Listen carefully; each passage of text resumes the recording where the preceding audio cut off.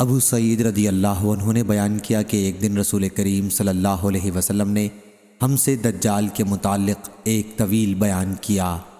حضرت صلی اللہ علیہ وسلم کے ارشادات میں یہ بھی تھا کہ آپ نے فرمایا دجال آئے گا اور اس کے لیے ناممکن ہوگا کہ مدینے کی گھاٹیوں میں داخل ہو، چنانچہ وہ مدینہ منورہ کے قریب کسی شور زمین پر قیام کرے گا۔ پھر اس دن اس کے پاس ایک مرد مومن جائے گا اور وہ افضل ترین لوگوں میں سے ہوگا اور اس سے کہے گا کہ میں گواہی دیتا ہوں اس بات کی جو رسول کریم صلی اللہ علیہ وسلم نے ہم سے بیان فرمایا تھا۔ اس پر دجال کہے گا کیا تم دیکھتے ہو اگر میں اسے قتل کر دوں اور پھر زندہ کروں تو کیا تمہیں میرے معاملے میں شک و شبہ باقی رہے گا؟ اس کے پاس والے لوگ کہیں گے کہ نہیں، چنانچہ وہ اس صاحب کو قتل کر دے گا اور پھر اسے زندہ کر دے گا۔ اب وہ صاحب کہیں گے کہ واللہ آج سے زیادہ مجھے تیرے معاملے میں اتنی بصیرت حاصل نہ تھی۔